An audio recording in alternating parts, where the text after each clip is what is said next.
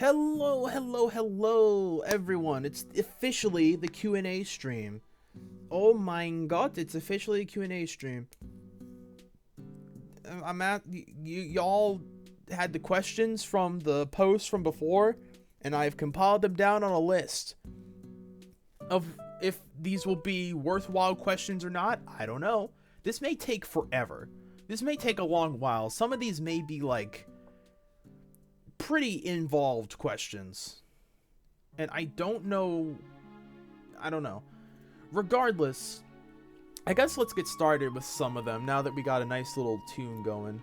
Alright, so the question was, it's gonna be a low question, some differences between my version of Alternia and the one from Canon, because I did mention before in a stream that I don't think is available because I didn't record it, but it is available on the YouTubes. I talked about Alternia in my own personal headcanon, or my own personal canon that Ozios is a part of. It's going to be a loaded question, and what it is that it's going to be somewhat of a loaded answer. It's going to be a little slapdash. So, my Alternia, first of all, is a lot more, I guess a lot less, you know, genocidally militaristic. For that reason, first of all, Earth has come into contact with Alternia and vice versa. And because of that, that's part of the reason why I have a lot of like stuff that would be considered human stuff that aren't converted into troll culture, because they're like imports from Earth. And Earth is still around even though they've come into contact with Alternia, because Alternia is using Earth as a bargaining chip and as like a sort of blackmail. Because why conquer when you could instead, you know, squeeze them for all they're worth? Will Earth stick around for Alternia's near future? Maybe, maybe not. But for the moment, Earth and Alternia coexist and have like spaceships go from one in between both systems and planets. Extort Earth for profit? Yes. Absolutely. That's pretty much how it is.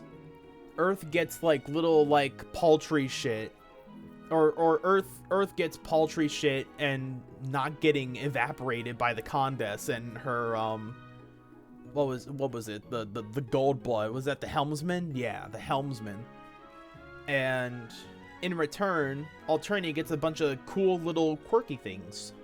Another thing with Alternia is that for my Alternia, because, and this is mainly because I hate thinking about it and I hate writing about it even more because it seems like a huge clusterfuck. When it comes to paling, for doing your due diligence as a resident of Alternia or as a resident troll of Alternia, you need to pale, both for pitch, both for love and for hate. And this is very simplistic. A lot of people will have like more nuanced takes of this. I don't. Straight up. Straight up, I don't. So, my version of Alternia means that you can either have a hate-fuck relationship or a lovey-dovey relationship. And you won't get cold for only having one or the other. As long as you, like, input more. The reason for this, and I'm thinking about this on the spot, haha, is, there's been a huge boom of new people coming in, and because, Alternia is not trying to demolish and destroy everybody, they do have a few, people who actually wanted to live on Alternia. So it's not impossible to see, one, human architecture, two, human trade and commerce and whatnot and merchandising, and three, even having actual humans be in Alternia is not uncommon. It's not common, but it's not like it's uncommon. Just like with Alternian trolls, they're in like SBURBs, like suburbs and whatnot, separate areas of the planet.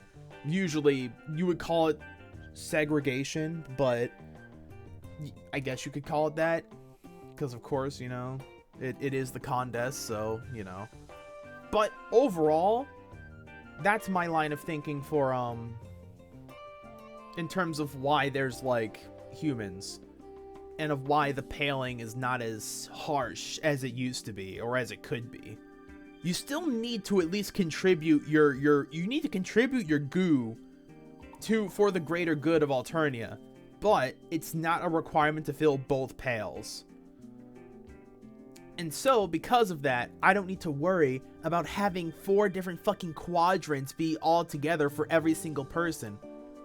Because I already have an idea of there being like a lover's quarrel between Ozios and Wizkin, as well as Teruli, my teal.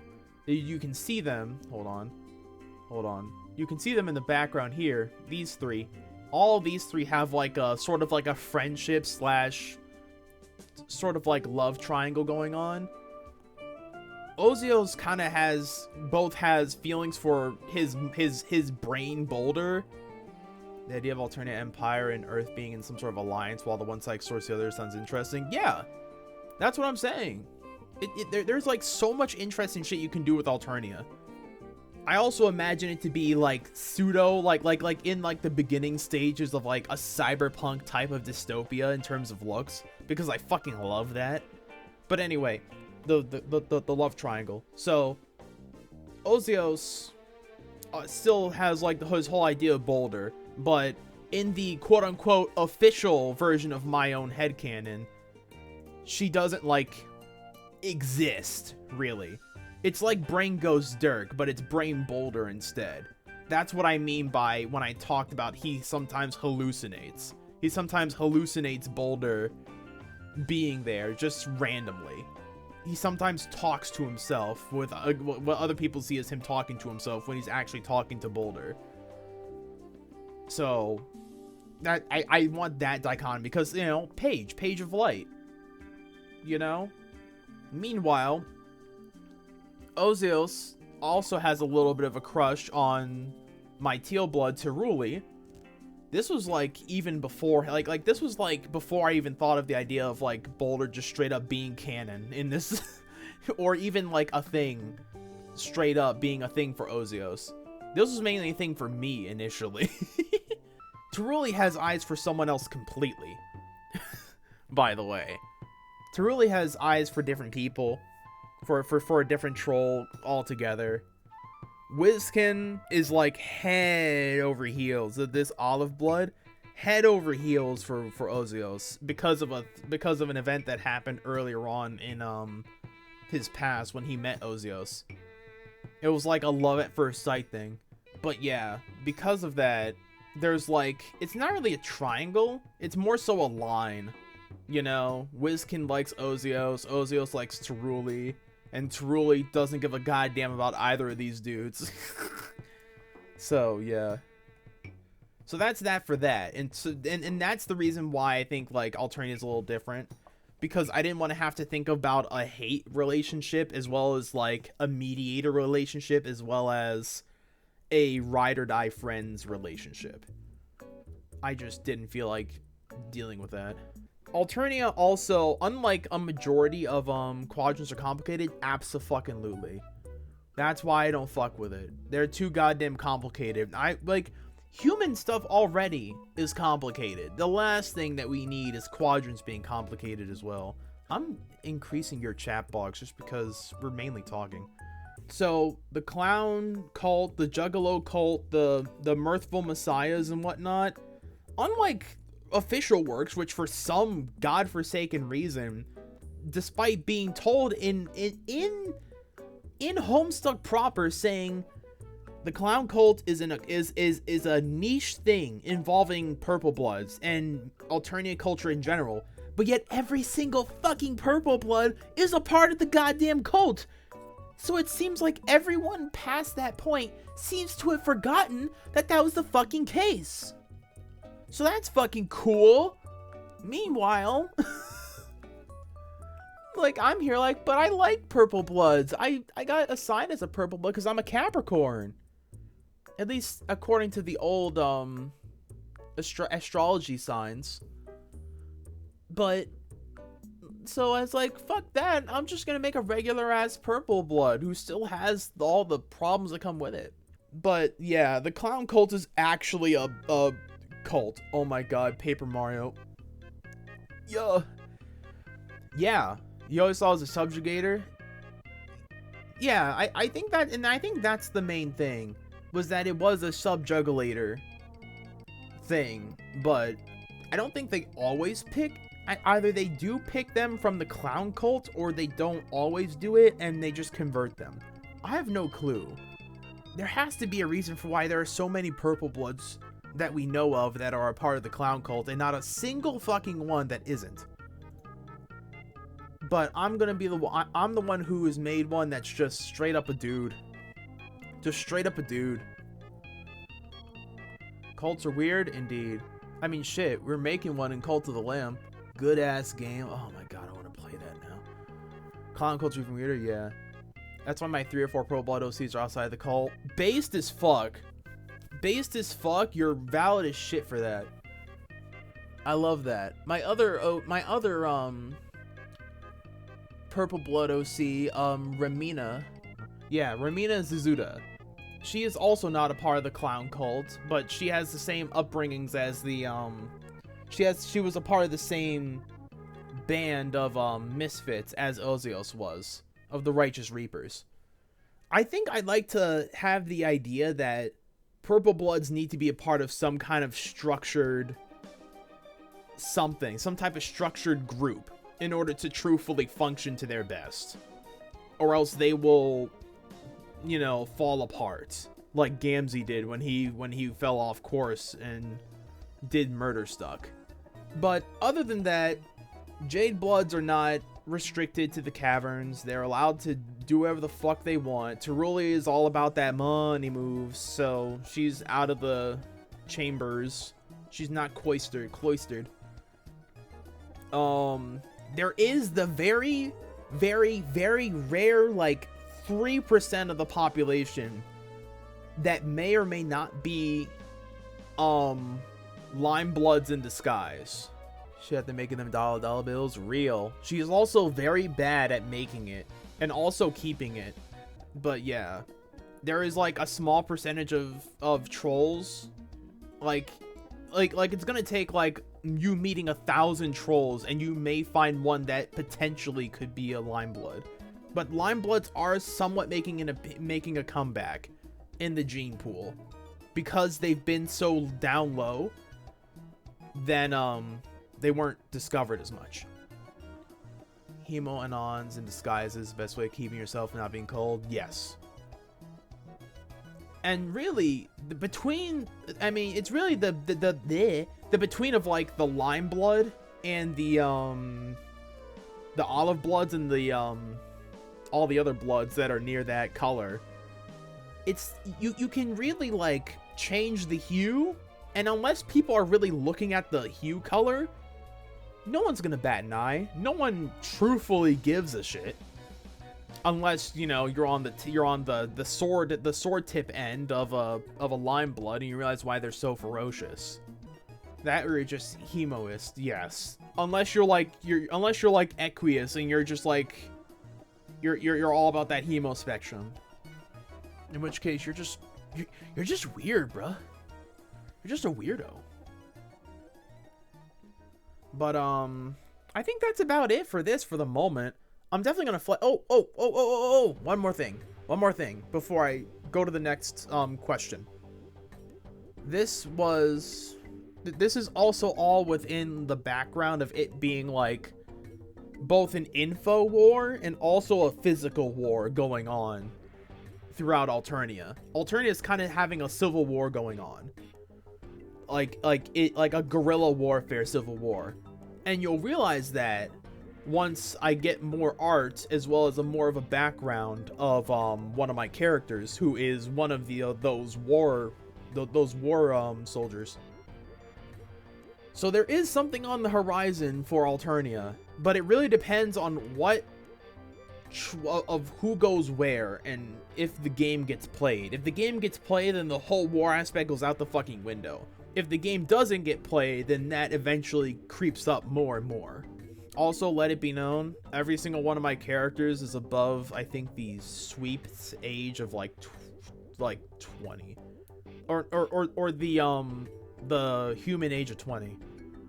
They're like what, 10, 11 sweeps old. Haven't seen one of those since the Summoner's Rebellion. It's something that's very interesting to try and deal with, because when you think about it, there's a lot of nuance that goes into a civil war, because there are going to be some people who don't want that war to happen, or who are very much anti-rebels. So it could be interesting. Of where I'll go with it, I have no bloody clue. But yeah. But I think overall, I think that's generally that question done. Those are some of the differences between my version and the official Alternian one. Should I keep with the Alternian stuff, or should I just go for more general stuff, go down the line? Because this was solely just because Face had to go somewhere. Yeah, I figured. Have a good one, Face. I appreciate you showing up. I appreciate you coming out. Thank you for having that really good question, and I'll make sure to I'll make sure to keep this recording going for you for the rest of it. I appreciate it. See you. All right, so the next question that I got asked what inspired me to make my channel. Like overall, like the channel of Soldier Surplus. Well, initially, that was mainly because I don't really know. I guess I made it initially because this was my personal account. It was initially my personal account. You know, I didn't think too much about it. And then I went to go and I did my first ever video. And that was the I think that was the 400, yeah, that's the Homestuck Misery CPR meme. That was probably my most prolific video I think I've ever made. And I'm really happy with how it went. I really am happy with the fact that this is what caused me to just start all this. I'm constantly just overwhelmed by how much it just blew up. I didn't know what to do with myself. My first ever video, and it absolutely just exploded in popularity. Like, and it just seemed like such a slam dunk of an idea. I was like, no one else is gonna make it, so I may as well make it. And so, and then, you know, the rest is history. I decided to just play Pester Quest because I've never done it before. I've never played Pester Quest, and I decided, why not? But then afterwards, I slowly started to make more meme videos. I started talking about shit. I started making clips. And I think where was my first ever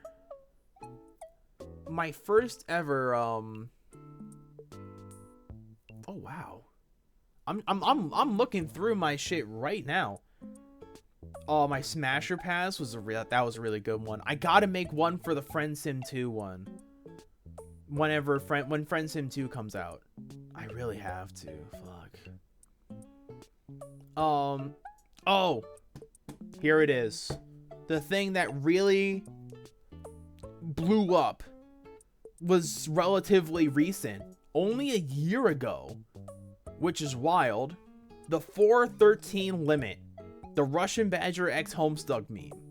That was my first ever Homestuck Russian Badger meme. And I was just like, wow. Wow. That's a lot of fucking views in a short amount of time. Who would have thought? Who would have thought? Wild. Absolutely wild. And it just kept going from there. I kept on trying to do Friend Sim stuff. I kept trying to do gameplay, you know, Russian Badger stuff. And, you know, the rest was history. But what really inspired me to make the channel was mainly just, you know, to make the funny. Straight up. It was to make the funny and to make something interesting. Once I get this next question done, I will probably... Actually, let me do this now while I'm pissing about doing fucking all. Ooh, Bloons. We're playing Bloons. This is the gameplay. Okay, so we are now officially continuing on with the questions. Now that we have the Bloons stuff going, and I'll even lower it down even more. So, next question that I had. Have you considered multiplayer Minestuck? Yes. I have considered it, and I have considered that, I'm not entirely sure if I'm ready for something like that. I have no clue, because doing that, a lot of people have said, requires me actually doing stuff involving a Discord, and I'm not so sure if I'm ready for that. Like, straight up. I don't think I got that dog in me. I just don't think I do. I wish I did, but I just don't. Maybe later, honestly. It's not impossible. It's not like I won't ever do it, because I do feel like I probably will. I'll get convinced by someone or something to convince myself to do this. I don't know what it will be, but it will be something. But I have considered it. I may do it. I may not. It's a wishy-washy answer because I myself don't know what I want from myself. Now, someone here asked me as well. There's another question over here. What is my favorite Faygo flavor? That's a good-ass question. I do not know. I don't remember. I remember having Faygo and really liking it. I think it was... I want to say pineapple something? I think my favorite's honestly probably the it's either the firework or pineapple orange. I think overall, yeah, it's probably either firework or pineapple orange. I'm not really much of a cherry cola guy. I wanted to try cream soda, but I did not. I have not done so yet. Red Pop is something I also haven't tried yet. I think I have tried it. Was it pineapple watermelon? It was one of the pineapple flavors, but I remember the pineapple being really good. So that's that. I think that's that. Is that even my answer? I have no clue. I have no clue. I'll just say, yeah, it's probably the firework one. Or pineapple orange. Actually, it's probably pineapple orange. I think I'm locking in that answer. Pineapple orange is probably my favorite Faygo flavor. So here's another one. Do you like the Dancestors? And what is your favorite or least hated? I don't particularly care for the Dancestors. I don't hate them, but I don't love them. I think they're perfectly okay. They are whatever the hell they are, and I don't mind them. More. They could be better, but they also could be worse. That sounds like such a bitch-ass answer, and that's because it is. I have no, like, real big opinion about them. I wish I could tell y'all. I wish I could really tell you, because I have no bloody clue. I got no real big boy opinions about something that is just like to me, you know? I think if I were to say my favorite or least hated, my favorite would probably have to be either Porum or Mulin. Quite literally, why? I like their character designs. That is a wishy-washy way to say that I find them attractive. That's pretty much it. Yeah. So now we're getting into something a little different. We're talking about Pokemons. So someone asked, what is your favorite Pokemon? My favorite Pokemon is anything involving the Shinx line. Specifically, I like Luxio. I love Gen 4. Gen 4 is like my favorite gen. And it's for a goddamn reason. Now, the next part of the question was, what's your favorite Pokemon type? That is a bit of a harder question. I'm not sure. Usually, I'm a leaf guy. I'm kind of basic like that. I like it leafy. But I also like water because a lot of the starters that I like are water-based. But a lot of the starters I like are also leaf-based. Tasty. So I'm kind of at an impasse.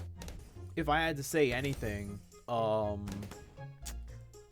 ooh, that's hard. I have no clue. That's such a shit ass answer. Probably water. If I had, and I think I did this before when I was talking to myself, really, about there being like different stuff. What the fuck am I talking about? Different oh my god, I'm trying to also like this. It's starting to ramp up in Bloons, and now I'm like, oh shit, I gotta lock it in. So basically, I gotta stop this for a second to think. Water is my favorite. Second favorite, leaf or grass. My third favorite, if I had to pick a top 3, and my third favorite is probably flying. I really like flying. One of my favorite Pokemon is Decidueye. So that's my favorite Pokemon type. And next, what is my favorite legendary? This was all one like continuous question. My favorite legendary Pokemon. Ooh, that is another good question. I don't know. My favorite Pokemon, that's a good question. Let me look this up. I actually don't know what all the legendaries are. I could cop out and say God, but again, that's a cop out. It'd probably have to be from a, it'd probably have to, okay, have to, quote unquote, have to. It's probably a mix between, I think Giratina is probably up there, if not my favorite, because I really like Platinum. And a close second is probably either Deoxys or Rayquaza. Don't ask why, I don't know. Damn, intense banjo moments. Favorite legendary Giratina, and second favorite, I said either Rayquaza or Deoxys. Yeah. Alright, I think now we're going to get into the more Homestuck questions again. With it being, how many sweeps old are you? Me personally, in terms of human years, I'm 25. In human years, I'm 25. So if my human years are 25, my Alternian solar sweeps would be 11.5, rounded up or down. Hey, guess what? I pressed the fucking thing again. Whoops. Oh, this isn't on my numpads. Oh wait, I pressed my numpad, you dumbass. Oh my god. Okay.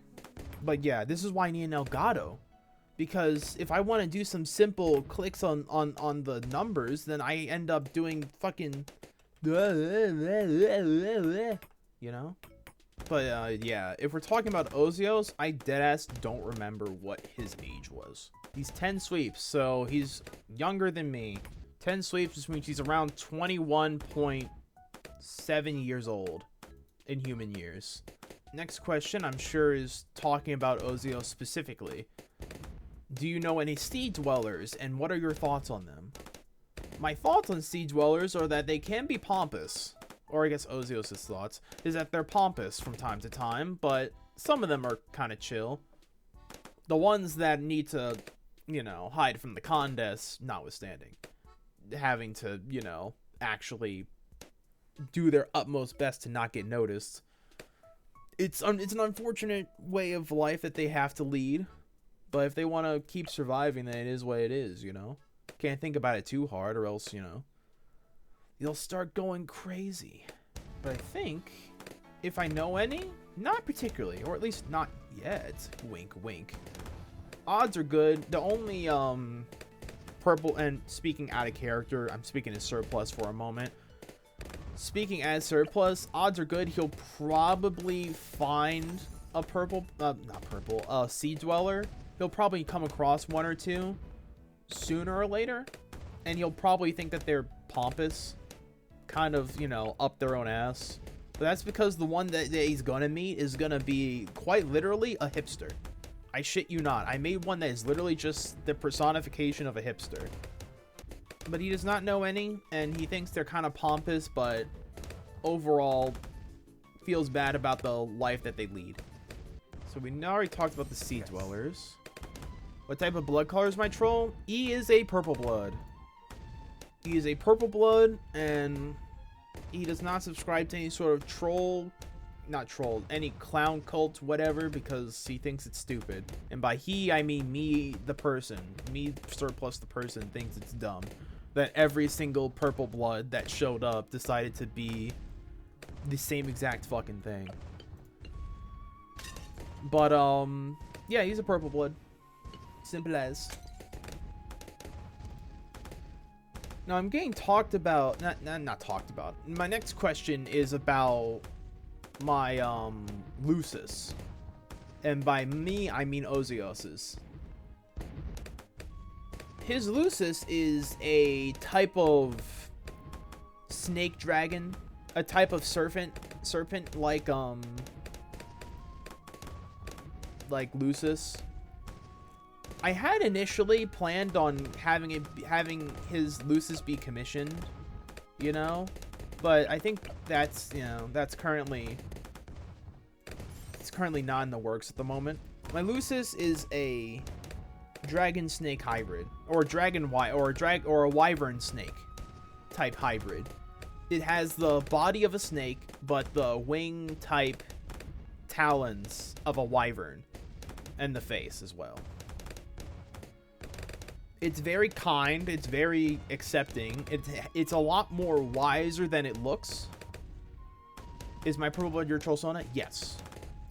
This is who my character is specifically.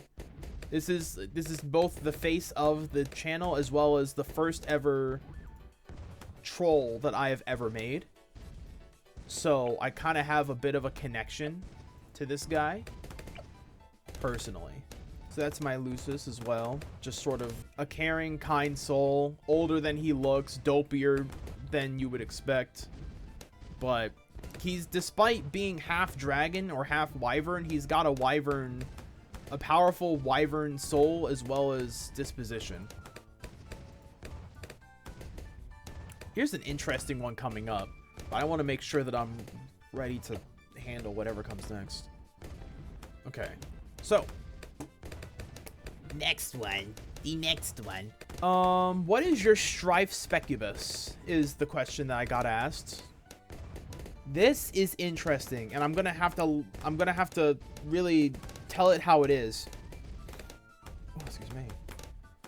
So, Ozios' Strife Specibus is, okay, I guess I should preface this by saying, back when I first made him, I was watching a lot of a specific type of anime. One was Tokyo Revengers, which is why he has the backstory that he has. Two is I also fucking love Black Clover. The reason why I say this, because his whole ordeal is his Strife Specibus is like a constantly rotating book. Every new thing he puts into the Specibus, the book shows up, flips over an infinite amount of pages, slaps it in, and it's just in there. In order for him to take it out, he has to open the book back up. It's still constantly turning, and he has to like time it to get to rip the page back out, and then it will materialize into his hands. That is what his Strife Specibus is, and I think I call it the book, the infinite book, or something like that. But yeah, that's his overall Strife Specibus. I want to expand upon it because I can imagine as well in order for him to summon his weapon, he also summons it from a book, but it just sort of shoots out from it, which is why usually when he wants to be all cool about it, he'll put the Strife Specibus, turn it upside down, summon his weapon, and it'll just strike the ground, and he just picks it back up. I think that's so fucking cool. If I had the money, I would commission an animator to like do that. That would be so fucking cool. But anyway. Oh, Silodex! Ah! I'm so stupid! Oh, I completely forgot! So that's his Silodex as well. His Strife Specibus is a, Hey, I'm kind of dumb. His Strife Specibus is, halberd kind. Specifically polearm kind. He has a bardiche. If you don't know what a bardiche is, it's like it's a type of polearm. So yeah, pretty much anything that is a long fucking stick with a pointy thing on the end or a slicey thing on the end, he can wield. It's very versatile. I personally fucking love polearms, so that's the reason why I have it. I just love polearms. I just think they're neat. You mean a spear? Yes. Yes, that a spear is a polearm. I'm pretty sure. I'm pretty sure a spear is a polearm. Is it? Yeah, that is the type of weapon it is. If I wanted to say spear kind, I'd say spear. If I wanted to say spear kind, I'd say spear specifically. He can wield a spear. He can wield a halberd. He can wield a bardiche. He can wield a multitude of different types of polearms, which is also a spear. Which also means he can wield a spear. Next question on the list that I have here: Do you usually strife or abscond? And to answer your question, Zappy, when I joined the Homestuck fandom, 2021 is what I want to say. I think that's when I first started reading it. I read it in the unofficial Homestuck collection, and then bada bing. All of a sudden, I was hooked. I think it's 2021. It was around the time when COVID was in full force. So, yeah.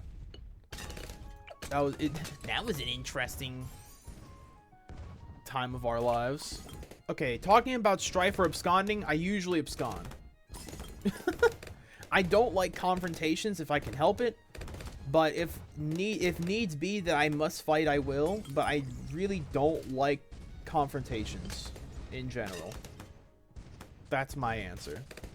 I flee unless I am forced to fight. Oh, this one's fucking interesting, but I'll wait. It's interesting, but I'm gonna hold off for a second. I think we're good here. We're pretty well off. 58 out of 80. I think I'll keep going until I either reach the end of the questions or I finish this, whichever one comes last. Whichever one happens last, is when I'll probably either switch games or I'll call it for the night. I may switch games. The day is still young over where I'm at. Okay, so here's the question that I got earlier. Would you want to play SBURB in real life? Just like with my Would I Strife or Abscond, I hate confrontations, and I don't want to be the one who causes the end of the world. I think that just fucking is unfortunate. I'd rather not, but if one of my friends have already said, oh, I already booted up the game, then I'm like, fuck. Here's the thing, it's gonna happen at some point, so I guess it's a lot easier just to say, sure, I'll do it, rather than do this umming and erming about it. You're like, yeah, sure, I'll do it, because someone else probably already did it, and we may as well get this ball rolling, you know what I mean? So that's that for the SBURB. I would do it for SBURB if would I play SBURB in real life?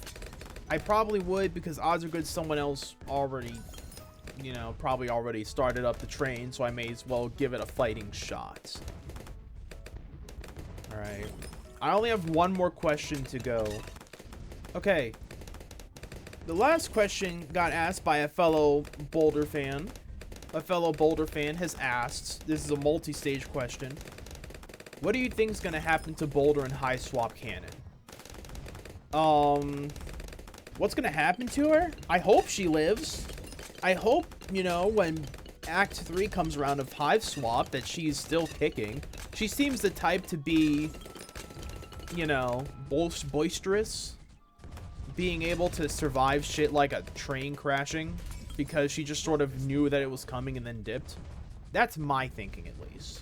Overall, in terms of Hive Swap in general, I hope that, you know, maybe she'll make like a band of thieves. Maybe she'll stop being a loner and realize that, you know, banding together is like, you know, true friendship or some shit like that. I don't fucking know. I just hope that she sticks around, really, at the end of the day, because I like her. The second part of the question is, they say also, and I hesitate to bring this up because boy, it's shaky, the Boulder lime blood theory. Now that is kind of interesting to me. I feel like it's possible. She keeps the, and it's as I said earlier in the stream, it's possible that there are lime bloods all over the place. They're just hidden. It's quite possible that that's the case. You just never know. So I think it's, is it a guarantee? No. Is it a possibility? Yeah, I think so. So I think it'd probably be you know, probably do well. I can believe in that theory for the most part. I don't know. I feel like it would be nice. It would be a nice way to add more character to her. But if she's not, then it's like, it's, you know, it's whatever. Boulder is still Boulder. Nothing wrong with that. So I think overall, it would be a cool theory if it was true. But if not, Boulder being herself is perfectly fine. What I think is going to happen to her in Hive Swap canon, I think she's going to live the train crash whenever Act 3 decides to show up.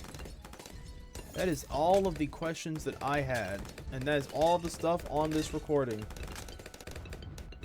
So now, I guess I'll just wait for the, I guess what we can do now is we can fast forward through this. There we go. Really, this was mainly just a Q&A.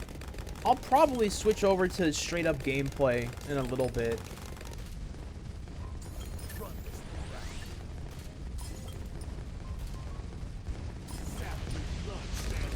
Easy, brother. Easy. Alright. Hell yeah.